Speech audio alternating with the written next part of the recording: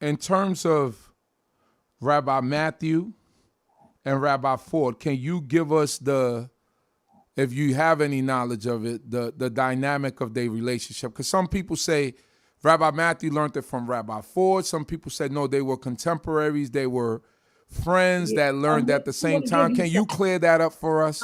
I don't know if I'm going to clear it up, but I'm going to tell you what I know. Right. What I know is Rabbi Ford, first of all, my answer to the people who say that is, where did Rabbi Ford learn that? Rabbi Ford is from Barbados.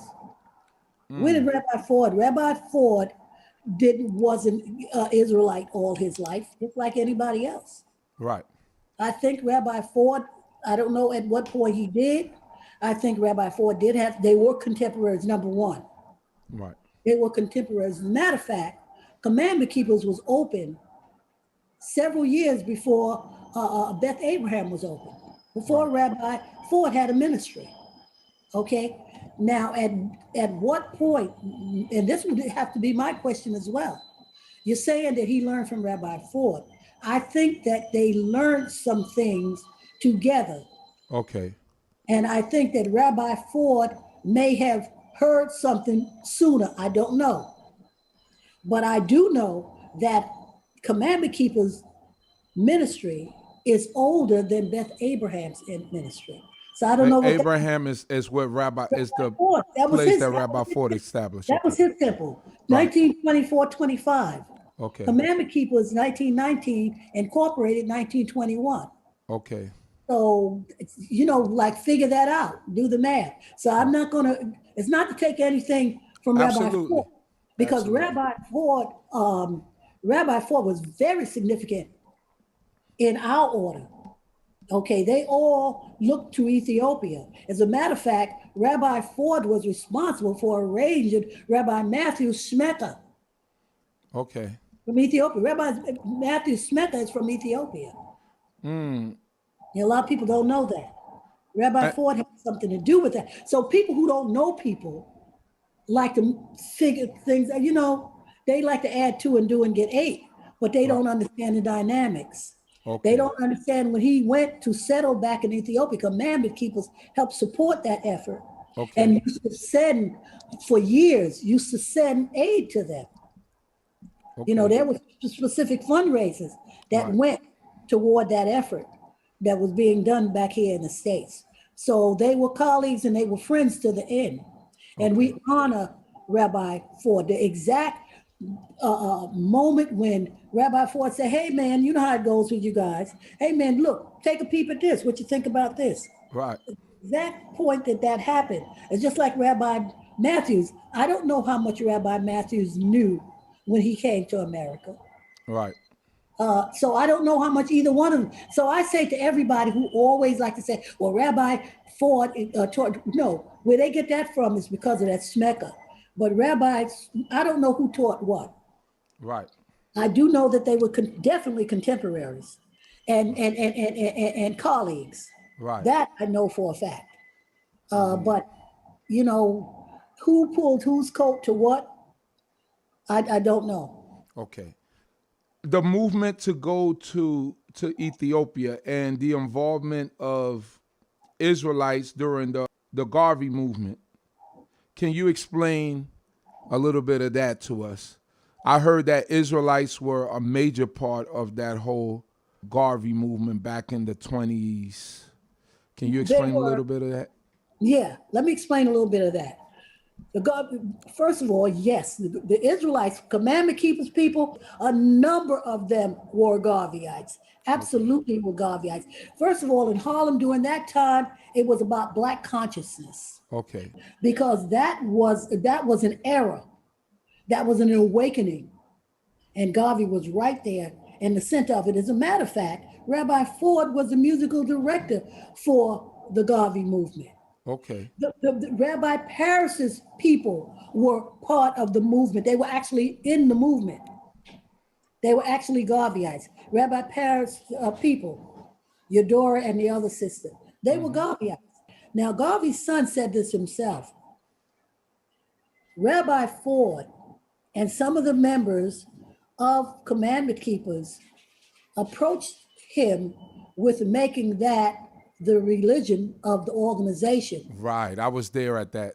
Right.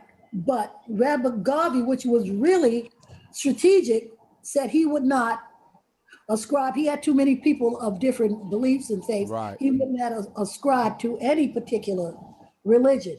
But they actually tried to influence that. Right. They wanted the Garvey movement to be the Israelite religion to be part of the Garvey movement. And Rabbi Marcus Garvey strategically said he didn't think it would be a good idea because he had some kind of big bishop or some big Christian minister who was a part of that movement. Like I said, that was an awakening in Harlem. Black people were trying to be black back then. You understand what I'm saying? Right. And people who don't understand that don't understand anything. If Right. you're not from Harlem, you weren't a Harlemite, you weren't part of that Renaissance and all that stuff, it was about being black. It was about, that's why Garvey resonated so much with the people, because it was an awakening in Harlem. And so that's what I have to say about that. So some people were Garveyites, some people weren't, but we were very much influenced by that movement. Very much. It was about being authentically black. And Rabbi Ford had a particular affinity with Ethiopia. That's why he wound up going there and living out the rest of his life there. Okay. Rabbi Matthews' take on that was, this is a quote from Rabbi Matthews. He said, we didn't have to go anywhere. He said, because the Most High said, wherever we set our foot is going to be ours. So go if you like, but he didn't find it necessary. Okay. That was a quote from him. Okay. Okay. So he wasn't against it, but he said you didn't have to. He wasn't against it, but he didn't feel that was his. He didn't feel his calling. It was his calling. Okay. And the Israelites who are here now could be thankful for him, because that's why so many of them know who they are. Hallelujah. Because he stayed here, and he seeded this ground. He seeded this ground here in America. Rabbi Matthews is responsible for that. Yeah, because if you look at it in terms of if everybody goes to Ethiopia, who's going to look out for the scattered children that's in this captivity? And that's what Rabbi felt his mission was, more to here in America. And that's why, and as I said, that's a quote from him. Whereas Rabbi Marcus and a number of people, not any mass number of people, but a number of Israelites went with him. The Paris family, that's how they got Rabbi Paris, incidentally. Oh, right, because they got him from Ethiopia and they adopted him and brought him back. They didn't adopt him; they just took him and brought him. They took him. Okay. They hit him. And okay. Okay, oh, I got you. Yeah. So, but yeah. And then he went on to become one of the greatest scholars that we had. Absolutely, one of the great scholars in our community. Right. You know, both religious and secular. You know, because he taught at school. Right. You know, he was brilliant too. Yes. He had one of those minds. Rabbi Matthews did too. Rabbi Matthews spoke several languages. Rabbi Matthews had one of those children are smart like that too. Right. You got a smart gene. Right. The genius gene, we call it. Yeah, genius gene. Yeah, he in other words, certain things is easy for them to learn. Right. Concepts. They got those photographic memories they retain real well. Yeah, Rabbi Matthews was no joke. He was a brilliant man. He wasn't easy, but he was a brilliant man. And when I say he wasn't easy, he was also sweet and kind too. He would cook for you, feed you. You know, we used to hang out with him some Saturday nights in the kitchen, you know. So he was a sweet guy. He could be a sweet guy, but when it came to law and when it came to being on that beamer, he just was really kind of, he didn't have the velvet glove. Right. That wasn't him. That's not him. So moving on from that era and the whole Rabbi Ford, I'm glad that you clarified a lot of what we know. Oh, also, is it true that Rabbi Ford wrote the national anthem for the U.N.I.A.? Yes, he did. He was a composer. Ethiopia? Yes. Right. That's absolutely true. Okay. That is absolutely true. And then they got into a dispute about it too, about some kind of royalties or something like that. But absolutely, that is absolute. Great men, great. I'm just so blessed Those were great men. But you know what? I always like to remind people.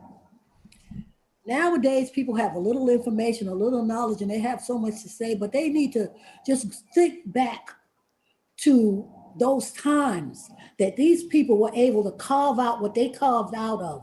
You're talking about racism, and no, racism was rampant. Right. Right here in the North, it was less so than in the South, Right. but it was rampant. And these men had the audacity and the courage to stand up in everybody's face and said, "This is who I am. This is what I mean," and be able to trace it. To be able to trace, it's already, I'm an Israelite. First of all, people don't even seem to realize you hollering about you're an Israelite. Israelites is a story of one family that became a nation. Who were you before you were an Israelite? What were Right. you? What people do you come? See, this is how they approached it. That's why people accuse, oh, well, they call themselves Africans, they call themselves this, but we're Israelite. Israel is a family. Right. It's like I'm saying I'm a Samuels. Right. That started something and Right. that became great. But who was I? Who's my people? Right. This is how they taught. And this is what these younger people need to learn. It's well and good to say you're an Israelite, but you have to be able to trace. I can trace everything I talk about. That's why I'm so confident. Right. I'm not going up against white people and nobody else like a fool. Right. How dare you ask me who I am? You need to tell me who you are, because I know when all this happened. It's in the records, Uziel. That's right. It's not a secret. It's in, Right. but you know how to trace that. Right. Most of those people in Europe are not even Edomites, let Right. alone Israel. Right. Okay, they're not even Edomites. Right. Edom is a Hebrew. He's just not Israel. Right. Just not Israel. So Right. you got to start there first. And this is where those people started from. The families, there's many families. I tell people this all the time, of Hebrews. Ishmael was the first one after Abraham. Right. Don't forget. Ishmael is a Hebrew. Right. You know what I mean? Many families are Absolutely. Hebrew. But what we were taught from children, we are the Hebrews of the Hebrews. Hebrews of the Hebrews. Chosen. We the Hebrews of the Hebrews. We were Yeah. chosen from all the families, because there's a lot. Since Keturah had 6 sons, Right. those are Abraham's seed. Right. Many families are Hebrews. Right. When Moses met his wife, that's a Hebrew family Right. he connected with. Right. Okay, so anyway, I don't want to give a lesson right now. No, it's great. This interview is going so great that But it's people been got almost like an hour already, and it doesn't even feel like an hour. We still got a lot to cover, so a lot I'm because grateful. I'll let you go ahead. But people got to understand it. So when I listen to people sometimes, and I don't want to be rude or anything, but you got to know a little bit more. Than saying you're an Israelite. There's nothing wrong with saying you're an Israelite, because that's the other thing a lot of people don't know. Right. Jacob, his life was still known as Jacob. Do you realize that? Right. Jacob, that Israel name, that was his spiritual emanation. Okay. So that's why sometimes I call some of our folks, I say, you Jacob's children. Yeah, I got it. You can call yourself Israelites all you want, but you're acting like Jacob. You know, Okay. so So, that's, they have to understand that connection. right. That's the spiritual emanation of Jacob, Absolutely. Israel. So you're gonna holler Israel all day. You better act like Israel, Okay. because otherwise you're still in family. You're still family, but you're Jacob's children. That's who you are, because you're Right. acting. Okay, let's Got continue. you. You Got you. know, yeah, that was a So serious thing when he made that transition. absolutely. Let's stop playing with this, is what I'm saying, Right. and learn. Right. That's what I'm saying. Right. Continue. The so we're talking about the U.N.I.A, and I've always seen these great parades, these elegant parades that they would throw through Harlem, that they would have through Harlem.